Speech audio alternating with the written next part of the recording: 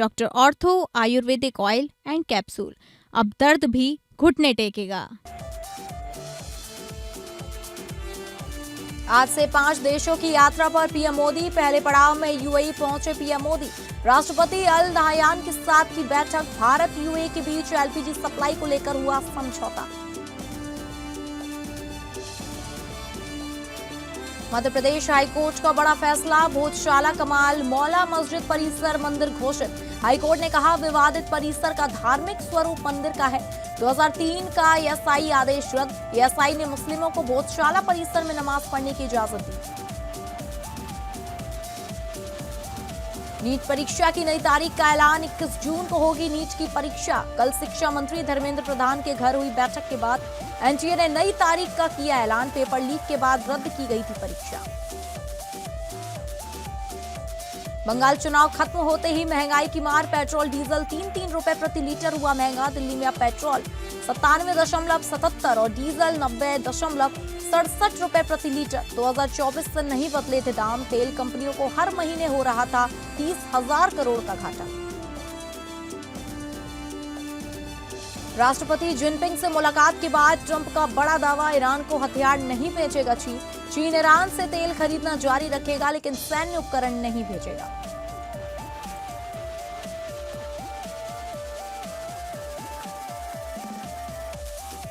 नमस्कार, आप सभी का स्वागत है और मैं हूं आपके साथ अंकिता सिंह। बुलेटिन की शुरुआत करेंगे प्रधानमंत्री के दौरे को लेकर, जहां प्रधानमंत्री नरेंद्र मोदी आज से 5 देशों की अहम विदेश यात्रा पर सबसे पहले यूएई पहुंचे। इसके बाद प्रधानमंत्री मोदी नीदरलैंड, स्वीडन, नॉर्वे और इटली जाएंगे। प्रधानमंत्री का दौरा 15 मई से 20 मई तक चलेगा, यानी 6 दिनों के लिए प्रधानमंत्री विदेश दौरे पर होंगे।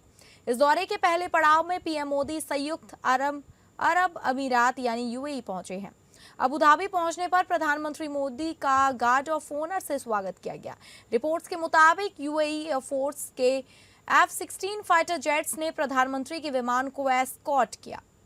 प्रधानमंत्री मोदी और राष्ट्रपति मोहम्मद बिन जायद अल नाहयान के बीच द्विपक्षीय बैठक हुई। पीएम मोदी और यूएई राष्ट्रपति अल नाहयान की मौजूदगी में भारत और यूएई के बीच कई अहम एमओयू और समझौतों का आदान प्रदान हुआ।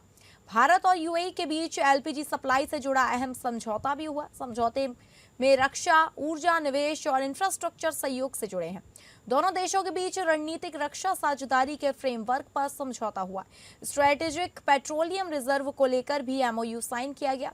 वजिनार में शिप रिपेयर क्लस्टर स्थापित करने को लेकर दोनों देशों ने एमओयू पर हस्ताक्षर किए।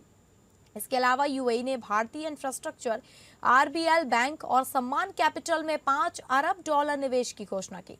यूएई ने भारतीय इंफ्रास्ट्रक्चर, आरबीएल बैंक और सम्मान कैपिटल में $5 अरब निवेश का ऐलान भी किया। विदेश मंत्रालय के मुताबिक दोनों देश नेताओं ने ऊर्जा सुरक्षा, व्यापार, निवेश और वेस्ट एशिया के हालात पर चर्चा की।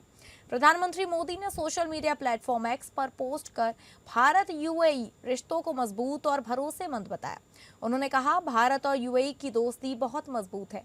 मोदी ने कहा कि दोनों देश बेहतर भविष्य के लिए निर्माण के लक्ष्य के साथ मिलकर काम करते रहेंगे। यूएई ने हाल ही में दुनिया के बड़े तेल निर्यातक देश के संगठन ओपीईसी छोड़ने का ऐलान किया है। यूएई ने 2027 तक अपना क्रूड ऑयल उत्पादन बढ़ाकर 50 लाख बैरल प्रतिदिन करने की योजना बनाई है। ऐसे में भारतीय कंपनियों और यूएई की कंपनियों के बीच लंबी अवधि के ऊर्जा समझौतों पर बातचीत होने की संभावना जताई जा रही है।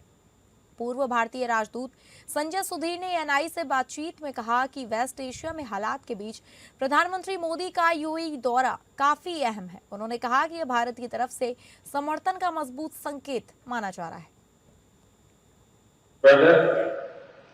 पिछले कुछ समय से आपसे फोन पर तो बात होती रहती थी, परंतु मैं स्वयं आपसे मिलने के लिए बहुत ही बेताब था, आतुर था। पता नहीं क्यों, लेकिन मुझे ऐसा लग रहा था कि मुझे जितना हो सके उतना जल्दी आपके पास आना चाहिए, आपको मिलना चाहिए। आज आपसे मिलकर के मुझे सचमुच में बहुत खुशी हुई है।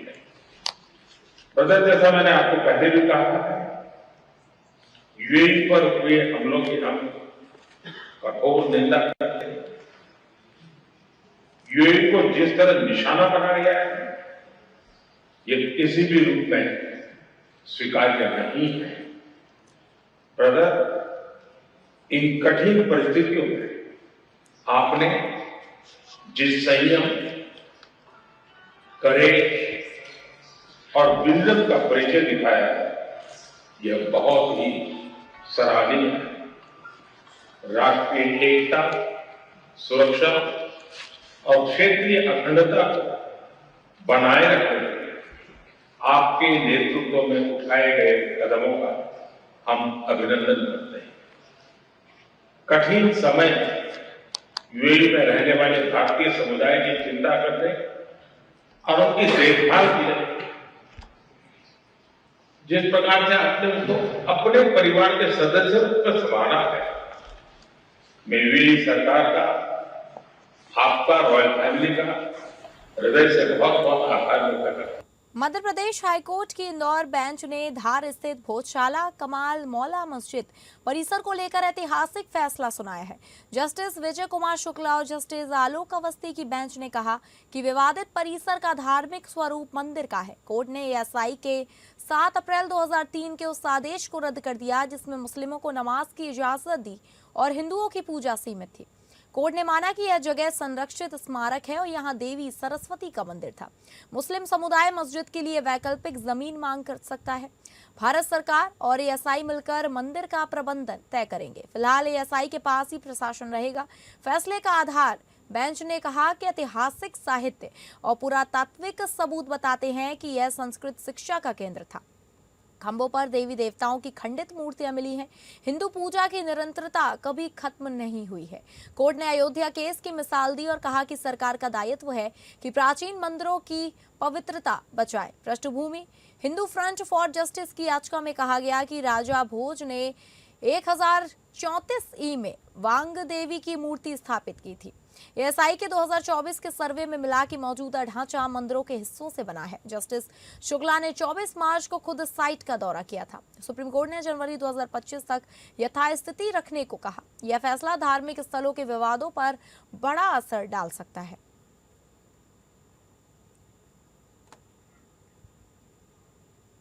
नीट यूजी पेपर लीक मामले के बाद रद्द की गई परीक्षा की नई तारीख का ऐलान कर दिया गया है।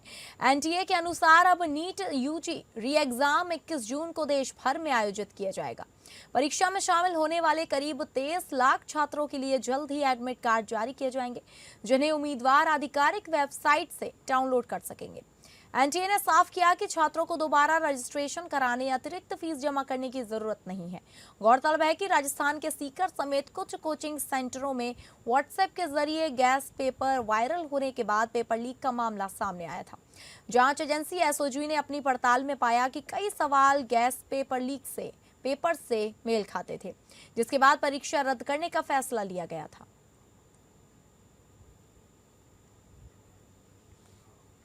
अगले साल से ऑनलाइन होंगी नीट परीक्षा। नीट 2026 पेपर लीक मामले पर शिक्षा मंत्री धर्मेंद्र प्रधान ने आज प्रेस कॉन्फ्रेंसिंग की और इस दौरान उन्होंने बताया कि अगले साल नीट की परीक्षा कंप्यूटर आधारित परीक्षा होगी। केंद्रीय शिक्षा मंत्री धर्मेंद्र प्रधान ने प्रेस कॉन्फ्रेंसिंग में कहा कि छात्रों का भविष्य सरकार की सर्वोच्च प्राथमिकता है और किसी भी योग्य छात्र के साथ अन्याय नहीं होने दिया जाएगा। उन्होंने बताया कि 3 मई को आयोजित परीक्षा के बाद 7 मई तक कई शिकायतें मिली थी, जिनमें गैस पेपर के सवाल मुख्य परीक्षा से मेल खाने के आरोप लगे थे। मामले की गंभीरता को देखते हुए एनटीए, उच्च शिक्षा विभाग और जांच एजेंसियों ने तुरंत जांच शुरू की। जांच में सामने आया कि कुछ राज्यों में पेपर लीक की साजिश रची गई थी, जिसके बाद सरकार ने परीक्षा रद्द करने का फैसला लिया। शिक्षा मंत्री ने कहा कि शिक्षा माफियाओं पर सख्त कार्रवाई की जाएगी ताकि मेहनती छात्रों के अधिकार सुरक्षित रह सके। अब लाखों छात्र 21 जून को होने वाली पुनः परीक्षा की तैयारी में जुट गए हैं।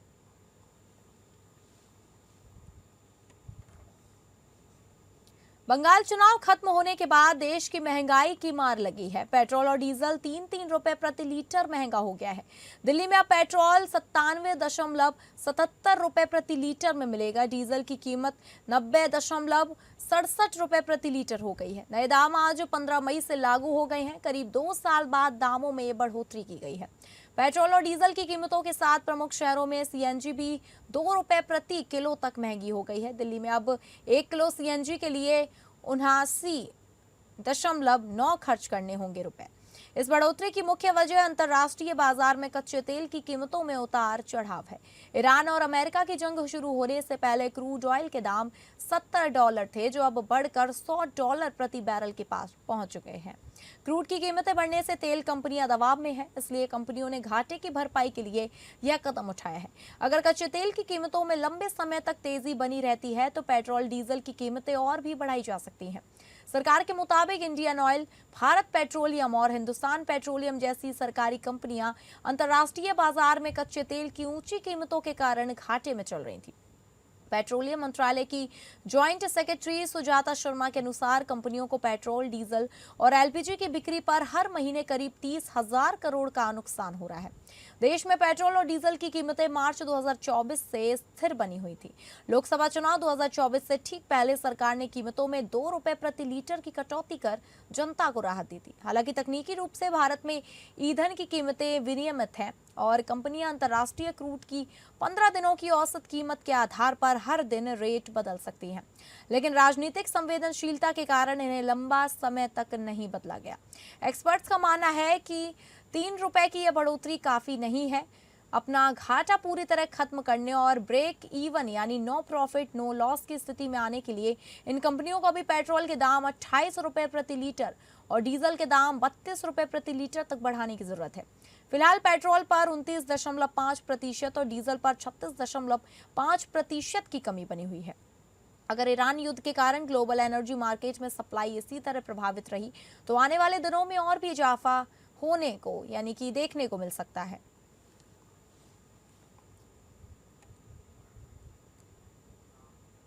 पेट्रोल और डीजल की बढ़ती कीमतों को लेकर आम नागरिकों में नाराजगी देखने को मिल रही है। शहर के कई इलाकों ने ईंधन दरों में हुई बढ़ोतरी पर चिंता जताते हुए कहा कि सरकार को कीमतें बढ़ाने से पहले जनता को इसकी जानकारी देनी चाहिए ताकि लोग अपनी आर्थिक योजना बना सकें। कुछ नागरिकों का कहना है कि लगातार बढ़ती महंगाई के बीच पेट्रोल डीजल के दाम बढ़ने से रोजमर्रा का खर्च और बढ़ गया है। वहीं कई लोगों ने अंतर्राष्ट्रीय परिस्थितियों को भी इसकी वजह बताया। उनका कहना है कि ईरान और इजरायल के बीच जारी तनाव व युद्ध जैसी स्थिति के कारण अंतर्राष्ट्रीय बाजार में कच्चे तेल की कीमतें बढ़ी हैं, जिसका असर भारत में भी देखने को मिल रहा है। नागरिकों ने सरकार से पेट्रोल डीजल की कीमतों पर नियंत्रण रखने और आम जनता को राहत देने की मांग की है। मोटर मारने वाले, स्विगी मारने वाले, जोमेटो मारने वाले, उसके हिसाब से फिर भी क्वार्टर पे पेट्रोल का रेट मजबूरी है, भरना पड़ रहा है। ठीक है, वो काम तो मोदी सरकार कर रही है, अच्छा ही कर रही है, कुछ तो सोचा होगा उन्होंने, तो ठीक है। बट मोदी सरकार को सपोर्ट तो करेंगे ही हम, उसमें कोई डाउट नहीं है। 3 रुपये बढ़ा है, अभी झेल देंगे और कुछ नहीं, छोटी मोटी तकलीफ है, कर लेंगे। तो ये इमीडिएटली आकर ये जो बोल रहा है कि 5 रुपया 4 रुपया जो बढ़ाएंगे और गोल्ड जो है वो भी, सोना का भी प्राइस बढ़ गया है। ये जो सरकार है ये सही सरकार नहीं है और इसके लिए पब्लिक को एक आंदोलन करना चाहिए। उत्तर प्रदेश के मुख्यमंत्री योगी आदित्यनाथ आज महाराजगंज जनपद के दौरे पर पहुंचे। नौतनवा विधानसभा क्षेत्र में भारत नेपाल अंतर्राष्ट्रीय सीमा पर स्थित एक स्थल पर मुख्यमंत्री ने 208 करोड़ रुपए से अधिक की लागत वाली 79 विकास परियोजनाओं का लोकार्पण और शिलान्यास किया। इसके बाद उन्होंने एक जनसभा को भी संबोधित किया।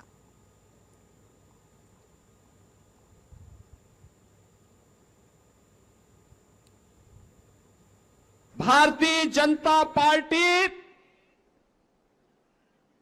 1980 में बनी। भारतीय जनता पार्टी बनने के बाद पहली बार नौतनवा में भारतीय जनता पार्टी के सहयोग से नौतनवा विधानसभा सीट पर कमल और भारतीय जनता पार्टी के सहयोगी प्रत्याशी की विजय हुई। मैं इसके लिए नौतनवा विधानसभा क्षेत्र की जनता का हृदय से आभार व्यक्त करता हूं और उनके उसी कर्ज को भुगतान करने के दिशा से जो भी प्रस्ताव मेरे पास यहां के लोकप्रिय विधायक के द्वारा और लोकप्रिय सांसद जी के द्वारा दिया जाता है, मैं उसको तत्काल स्वीकृति देता हूं और नौतनवा विधानसभा क्षेत्र विकास के पथ पर तेजी के साथ आगे बढ़ता है।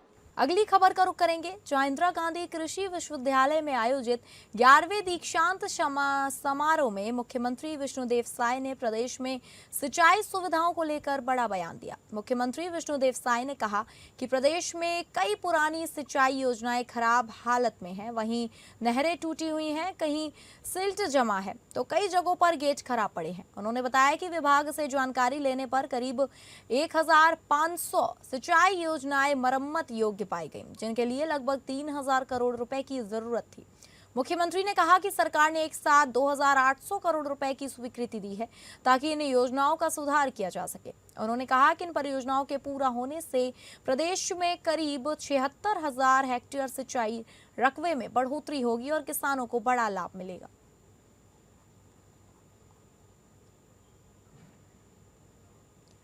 उत्तर प्रदेश में जनगणना 2027 का पहला चरण 22 मई से शुरू होने जा रहा है। इससे पहले नागरिकों के लिए 7 मई से 21 मई तक खुद ऑनलाइन डेटा भरने का विकल्प भी दिया गया है ताकि कर्मचारियों का बोझ कुछ कम हो सके। ये विश्व की सबसे बड़ी प्रशासनिक एक्सरसाइज है। साथ ही भारत के इतिहास में पहली बार डिजिटल जनगणना और जातिगत जनगणना एक साथ हो रही है। उत्तर प्रदेश जैसे विशाल और विविध राज्य के लिए यह कार्य कितना चुनौतीपूर्ण है और क्या तैयारियां हैं, इसे जानने के लिए एपीएन न्यूज ने प्रदेश की जनगणना निदेशक शीतल वर्मा से खास बातचीत की। उत्तर प्रदेश जैसे विशाल राज्य में 22 मई से जनगणना का पहला दौर शुरू होने जा रहा है। हमारे साथ बात करने के लिए जनगणना निदेशक शीतल वर्मा जी मौजूद हैं। शीतल जी, अगर हम बात करें उत्तर प्रदेश जैसे राज्य की सबसे बड़ी विविधतापूर्ण राज्य है, सबसे बड़ी आबादी का राज्य, कितनी बड़ी चुनौती आपके सामने है यहाँ पर जनगणना को करना? वो हालांकि स्वगणना जरूर चल रही है और कई जगहों से अच्छी रिपोर्ट्स भी आई हैं। मैं सबसे पहले यही बताना चाहूँगी कि जनसंख्या की दृष्टि से उत्तर प्रदेश अपने आप में विश्व का 6ठा सबसे बड़ा राष्ट्र होता यदि अलग होता, तो बिल्कुल एक बहुत बड़ी चुनौती है प्रत्येक व्यक्ति तक पहुंचना, प्रत्येक क्षेत्र को कवर करना। बट मैं ये भी बताना चाहूँगी कि इसके लिए प्रशासन ने और जो राज्य सरकार है उसके द्वारा बहुत ही अच्छे प्रबंध किए गए हैं। 6 लाख प्रगणक और पर्यवेक्षक इस कार्य को फील्ड पर करने वाले हैं। इसके अतिरिक्त 25,000 हमारे अधिकारी अलग अलग कैपेसिटीज़ में इस काम को करेंगे, पर्यवेक्षण के काम को, जिसमें कमिश्नर, डीएम, एडीएम, एसडीएम सभी की कहीं ना कहीं ड्यूटीज़ लगी हैं। तो एक चुनौती तो थी प्रशासनिक तंत्र की, दूसरी है कंप्लीटनेस एंड कवरेज की।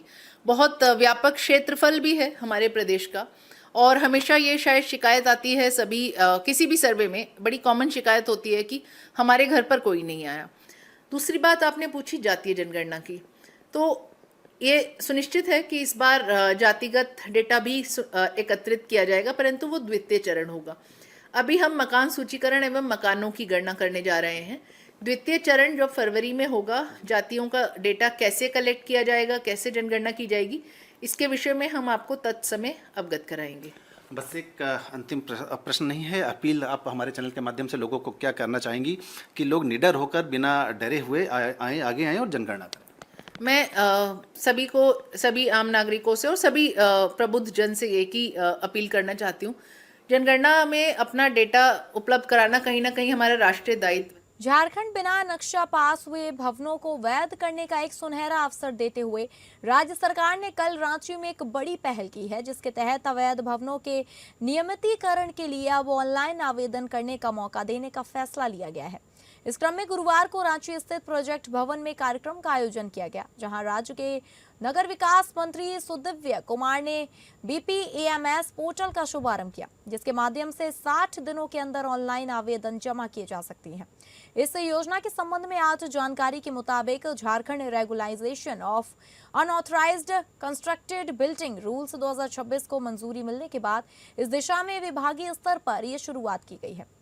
तो वहीं इस पहल को लेकर नगर विकास मंत्री ने कहा कि पूर्व की सरकार ने संदर्भ में कोई खास पहल नहीं की, जिसके कारण जनता ने रुचि नहीं दिखाई। मौके पर पत्रकारों से बातचीत में नगर विकास सचिव सुनील कुमार ने कहा कि राज्य में नक्शा के अभाव में लंबे समय से अवैध रूप से बने भवन को वैध करने की दिशा में राज्य सरकार ने बड़ा कदम उठाया है, जिसे अंतिम अवसर के रूप में माना जा सकता है, जिसके तहत निर्धारित शुल्क देकर अधिकतम 300 वर्ग मीटर और G+2 के साथ 10 मीटर तक ऊंचे भवन को नियमित किया जाएगा।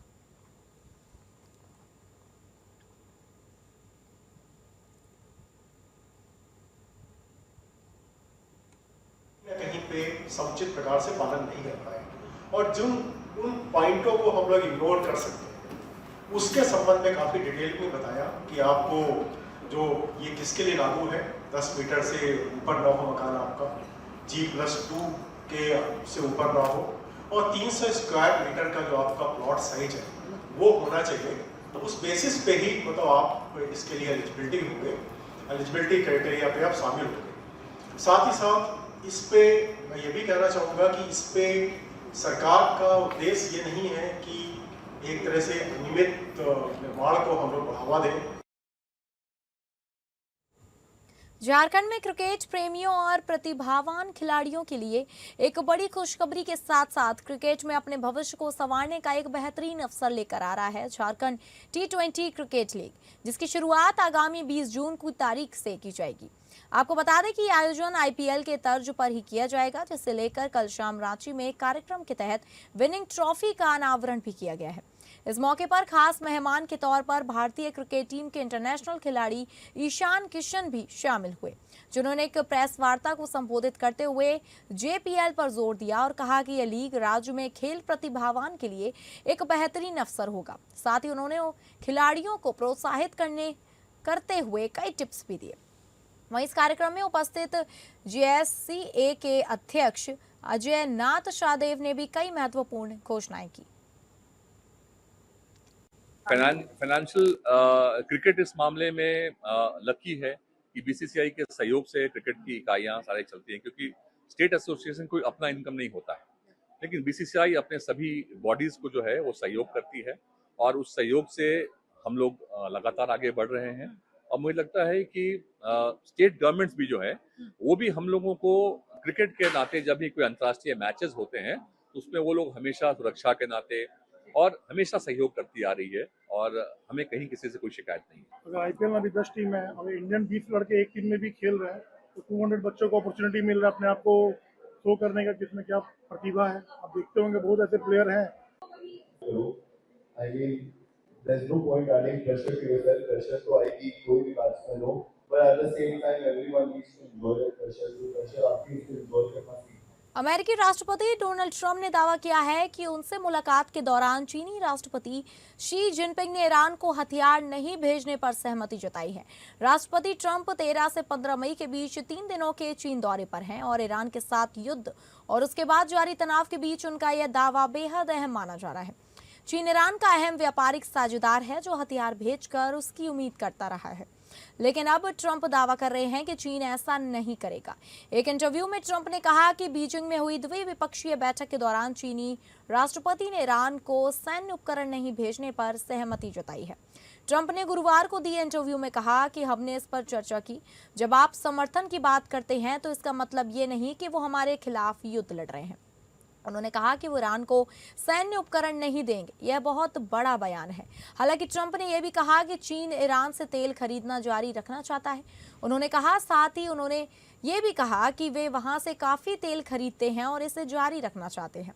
अमेरिका चीन आर्थिक और सुरक्षा समीक्षा आयोग के अनुसार चीन ने 2025 और 2026 की पहली तिमाही में ईरान से रोजाना लगभग 14 लाख बैरल तेल खरीदा। यह चीन के कुल कच्चे तेल आयात का करीब 12 से 15% था, लेकिन ईरान ने कुल तेल निर्यात का 90% से ज्यादा हिस्सा चीन को गया है।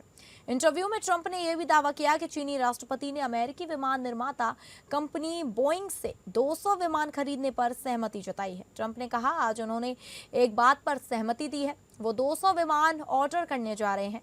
यह बहुत बड़ी बात है बोइंग के लिए। उन्होंने आगे कहा, 200 बड़े विमान, यह बहुत सारी नौकरियां पैदा करेगा। बोइंग 150 विमान के ऑर्डर चाहता था, लेकिन उन्हें 200 का ऑर्डर मिला। इससे पहले अमेरिकी ट्रेजरी सेक्रेटरी स्कॉट बिसेंट ने भी बोइंग विमानों के बड़े ऑर्डर का संकेत दिया है। उन्होंने CNBC से कहा कि मुझे लगता है कि गुरुवार सुबह हम बोइंग के बड़े ऑर्डर देखने जा रहे हैं।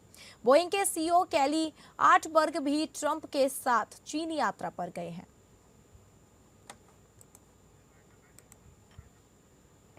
तो फिलहाल इस बुलेटिन में इतना ही। नमस्कार।